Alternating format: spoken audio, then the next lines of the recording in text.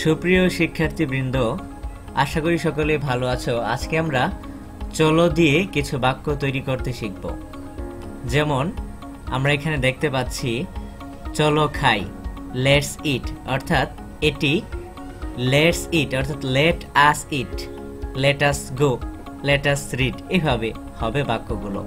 চলো খাই, তাহলে লেটস ইট, চলো খাই, লেটস ইট, চলো খাই। চলো যাই, লেটস গো, চলো যাই। চলো পড়ি, লেটস রিড, চলো পড়ি। চলো লিখি, লেটস রাইট, চলো লিখি। চলো করি, লেটস ডু। চলো হাঁটি, লেটস ওয়াক। চলো দেখি, লেটস সি। আচ্ছা, তারপর আমরা দেখতে পাচ্ছি চলো খেলি, লেটস প্লে, অর্থাৎ আমরা এখানে ভার্বের V1 ফর্মটা ব্যবহার করতেছি। চলো খেলি, লেটস প্লে। চলো শিখি, লেটস লার্ন। চলো দৌড়াই, লেটস রান। চলো মজা করি, লেটস হ্যাভ ফান।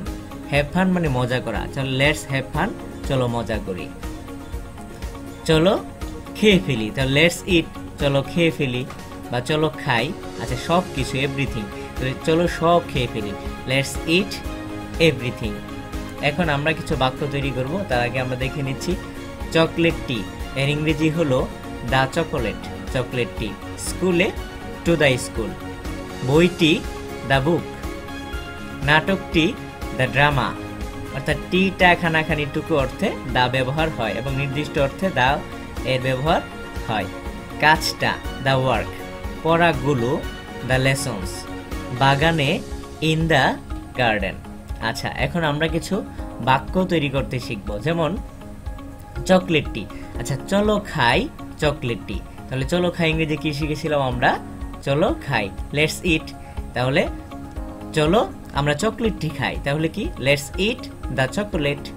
স্কুলে, চলো যাই, কোথায় যাবে? স্কুলে যাবে, তাহলে let's go to the school. বইটি, আচ্ছা চলো পড়ি, লেটস রিড, কি পড়বে? বইটা, তাহলে let's read the book.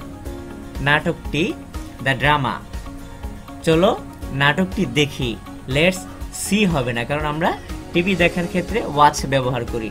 Let's watch the drama, চলো নাটকটি দেখি। চলো কাজটা করি, লেটস ডু দ্য ওয়ার্ক।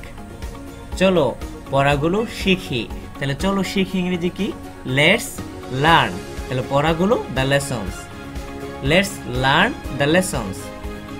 চলো যাই, কোথায় যাবে? বাগানে যাবে, তো let's go in the garden, বাগানে, লেটস গো,